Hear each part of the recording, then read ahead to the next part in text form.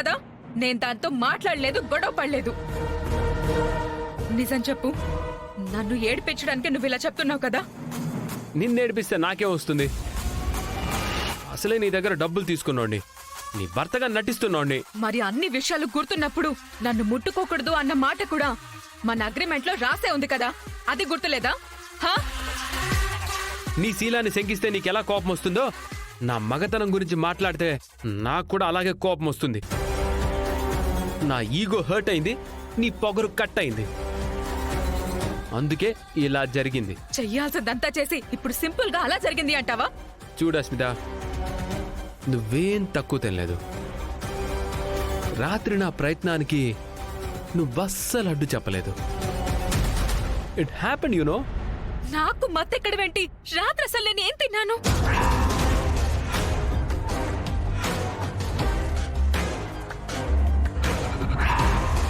పాలు తాగాను.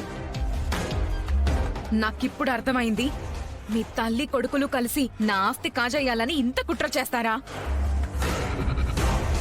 నన్ను దోచుకున్న నిన్ను కాదు, ఆ పాలల్లో మత్తు మందు వేసి నాకిచ్చిన ప్రమిళ సంగతి చెప్తాను.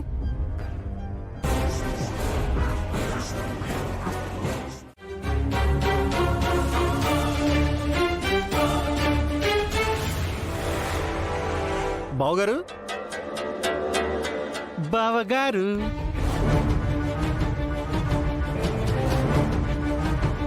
బావగారు, బావగారు, మనం వేసిన ప్లాన్ వర్కౌట్ అయింది. మత్తు బాగా ఎక్కేసింది. ఈ మత్తు దిగ్గేలోపే కళ్యాణం జరిపించేసేయాలి. ఇంకేం లేవడం. బావగారు, బావగారు, good night. But bad dreams, bad dreams, bad dreams.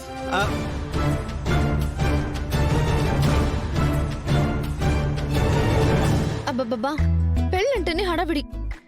అన్ని అరేంజ్ చేశారంట. ఇప్పుడు అన్ని నేను చూసుకోవాలి. ఏది రెడీగా ఉందో. ఎక్కడ పెట్టారు?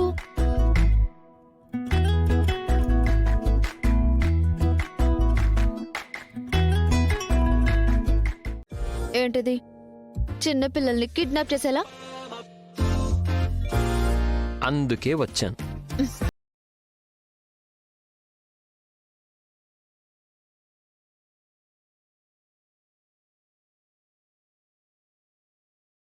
నిన్నిప్పుడే ఎత్తికెళ్ళిపోవాలనిపిస్తుంది తెలుసా?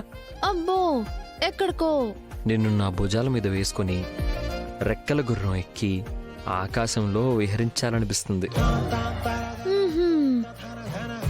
తర్వాత ఎగిరించొచ్చులే, కానీ మనం ఇక్కడికి వచ్చింది పెళ్లి చూడడానికి.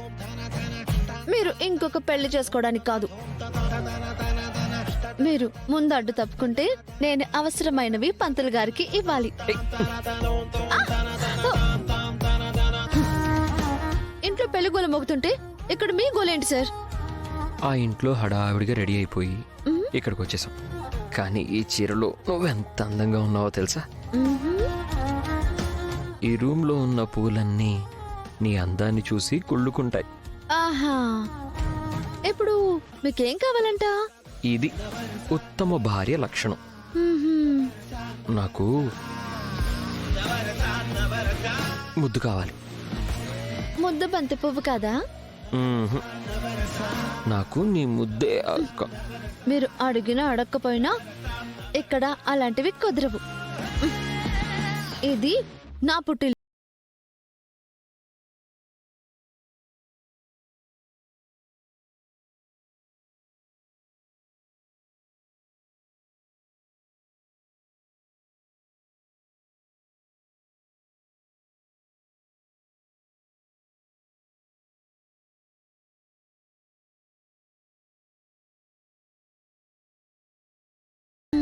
వెళ్ళనివ్వరా?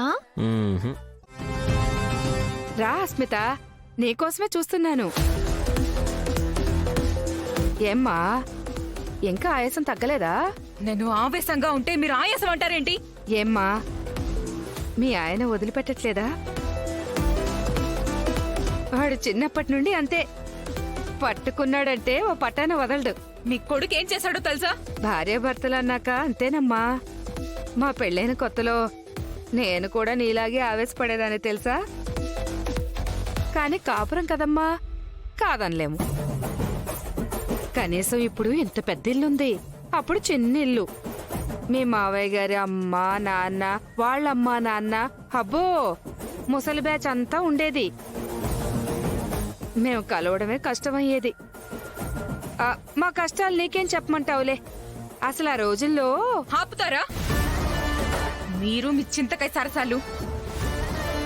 మిమ్మల్ని చూస్తుంటేనే చిరాకొస్తుంది, మాట్లాడితే ఒళ్ళు మండిపోతుంది. ఏమైందమ్మా, ఎందుకలా కసురుకుంటున్నావు? మోసం చేసింది కాక నవ్వుతూ మాట్లాడుతున్నారా? మోసమా? ఏం మాట్లాడుతున్నావు? నాకేం అర్థం కావట్లా. రాత్రి పాలలో ఏం కలిపారు? చక్కెర. చక్కెర కాదు, ఇంకేదో కలిపారు. ఇంకేం కలుపుతానమ్మా? మత్తు టాబ్లెట్స్ కలపలేదా? ఆ? మత్తు టాబ్లెట్లా? లేదే. అవునా ఆంటీ, ఆ మత్తు టాబ్లెట్స్ కలపడం వల్లే మీ కొడుకు రాత్రి.